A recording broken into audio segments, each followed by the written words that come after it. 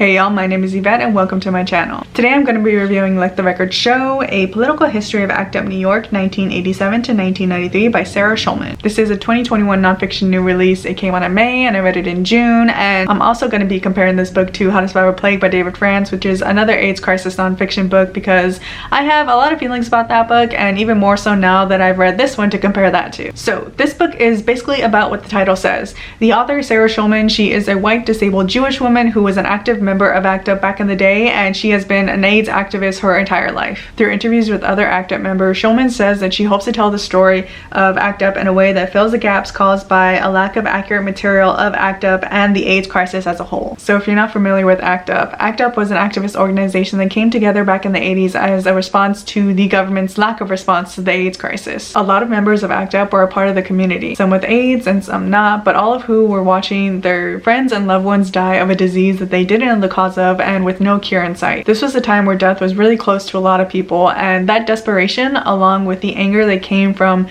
seemingly no one caring about whole swaths of people dying, fueled some really intense activism. Like, you had 22-year-olds doing PhD level research into epidemiology and cooking up their own drugs, and you had ACT UP taking on the Catholic Church, which at the time was the major source of power in New York, and like all these things that they did back then, if they hadn't done it then we wouldn't have the AIDS treatments that we do now. In the introduction, Schulman says that the purpose of this book isn't to look back at this time with nostalgia or to display trauma, but instead to help contemporary and future activists learn from the past so they can do more effective activism in the present. And she's really candid about where she's coming from when she's putting together this book.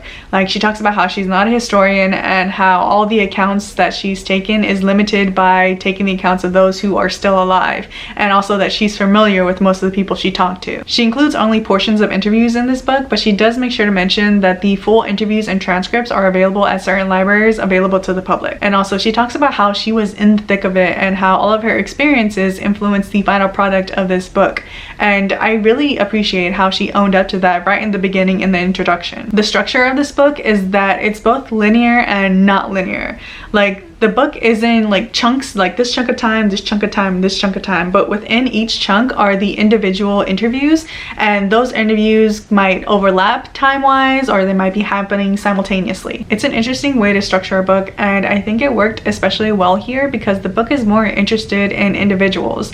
Like, the author said that this book is experience first and people first, and I think that pretty well reflected the spirit of ACT UP. ACT UP wasn't just the story of like Larry Kramer and other people we are told were prominent figures. ACT UP is a story of a bunch of different people from different backgrounds. And the interviews aren't just focused on white cis gay men, which is a relief because that seems to be what a lot of the readings on this era that I've seen at least have been covering. People involved in ACT UP came from all walks of life, and this book not only covers their time in ACT UP, but who they were before ACT UP and what brought them to ACT UP. Like, were they activists, or did they lose someone to AIDS, or were they just regular people who saw the devastation that the AIDS crisis was bringing and they wanted to do something about it? And Schulman covers not only the things that ACT UP did that we see the most material on, like the church die-ins and when ACT UP took over the FDA, but also all the other things that ACT UP did. Like, they fought to open an ACT UP chapter in Puerto Rico, and they fought for the release of positive Haitian refugees that were held in Guantanamo Bay, and they fought insurance companies,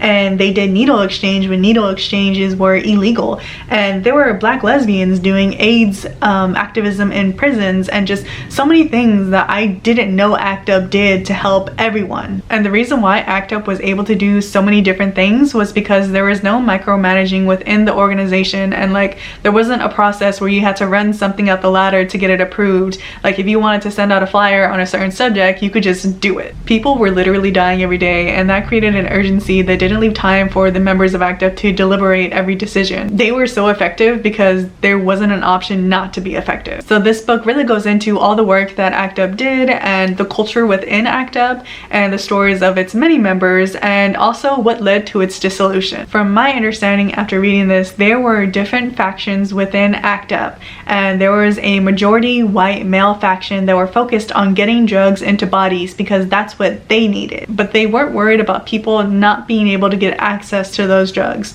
Like, if you were poor, if you were a person of color, color, if you were homeless, if you didn't have insurance. Like, all these things that block you from getting adequate health care today are things that stop people from getting AIDS treatment when treatment started to be a thing. The white male majority saw the thing to bring the AIDS crisis down was homophobia. And while it was that, it was also racism, poverty, and classism. We're talking about a group of white men who carried a certain amount of entitlement and privilege, who were outraged when no one seemed to care that they were dying, because they were taught their whole lives that if they were getting sick, then someone should care, like everyone should care. And when these white men started receiving the proper care, for them the fight was over, even though the fight wasn't over for anyone else. And the disagreements between the white male majority faction and the other factions of ACT UP is what led to its dissolution. Exhibit A of this is just the title of the book, How to Survive a Plague, because the title implies that the plague is over when it's not. There is no cure, there is no vaccine, there is no universal access to drugs and care, and not even touching on how a lot of people didn't survive the plague and who still don't survive it. I read How to Survive a Plague a couple years ago, but I never really talked about it on my channel because I had a lot of mixed feelings about it and how it dealt with race. That book is supposed to be a deep dive into the AIDS crisis as a whole from someone who was there, and what I didn't like about it is that it wasn't a very intersectional read. From my understanding after reading that book alone was that the AIDS crisis first hit the white cis gay community, and they were the ones who were at the forefront of trying to find a cure, and they're the ones who were leading the organizations like ACT UP, which, yikes, I am never gonna believe it when a white man tries to tell me that there is no leadership of color in any social movement. The author of that book, David France, he does mention that there were a couple of people of color specific issues within the AIDS crisis. Like, people of color suffered from a lack of access to information, and people of color were barred from joining medical trials, which at the time were the only treatments available. But beyond those brief mentions, he doesn't go into the issues that people of color face. And that really disappointed me, because this book is over 600 pages and it's supposed to cover the entire crisis, but apparently people of color aren't included in that. And for the longest time, I thought my problems with How to Survive a Plague were just a me thing, of me being too judgy and critical and making problems where there weren't problems. And I also didn't want to criticize someone who was actually there and who went through something so awful and traumatic. However, in the introduction of Let the Record Show, I actually found out that a lot of the material that David France relied on for his documentary came from the interviews that were conducted for this book, Let the Record Show, and that were made publicly available, which would have been perfectly fine if David France hadn't used all that information to present the fight against AIDS using the heroic white male model and excluding all people of color. And by that, I mean that he focused his book on, like, Larry Kramer and a few other white men and made them the heroes of the AIDS crisis.